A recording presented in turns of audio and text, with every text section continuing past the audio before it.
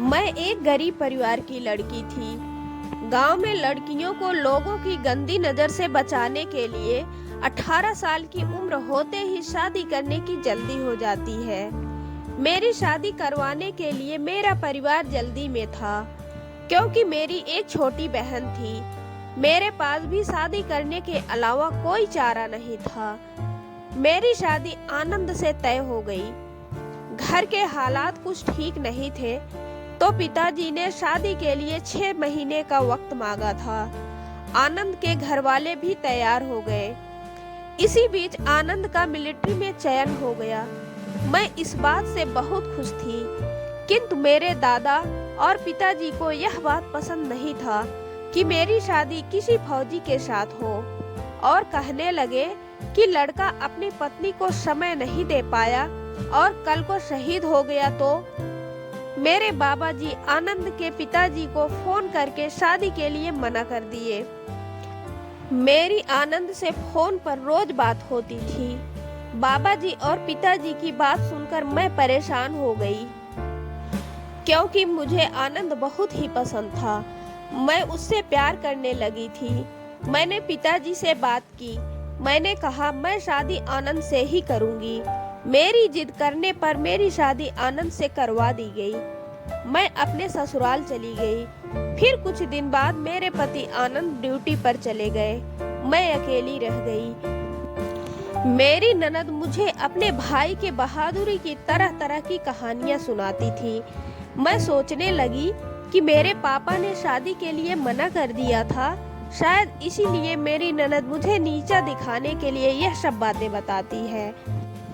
एक दिन सास से पूछने के बाद ही मैं पहली बार अपनी छोटी ननद को लेकर घर की सीढ़ियों से नीचे उतरी। यह गांव कैसा है, मैं देखने गई थी। गांव बहुत बड़ा था। वहां मैं किसी को नहीं पहचान सकी। मैं और मेरी ननद एक बड़ी दुकान के सामने चल रही थी।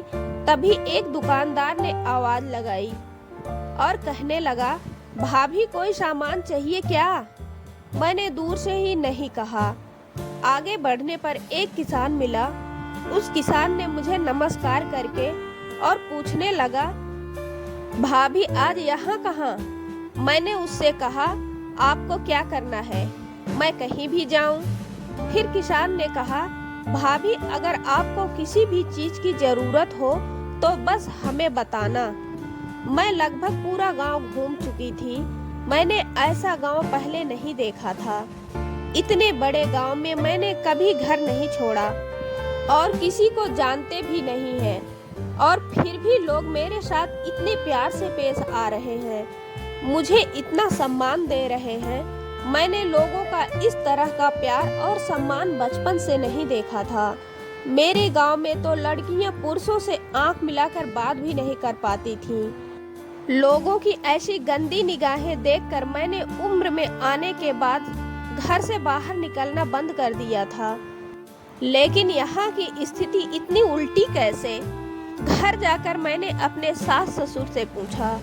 सास ने कहा, ओह तुम एक फौजी की पत्नी हो, इसीलिए तुझे गांव में इतना सम्मान मिलता है, जैसे मुझे माँ बनने से मिलती है और तुम्हारे ससुर जी को पिता बनने से।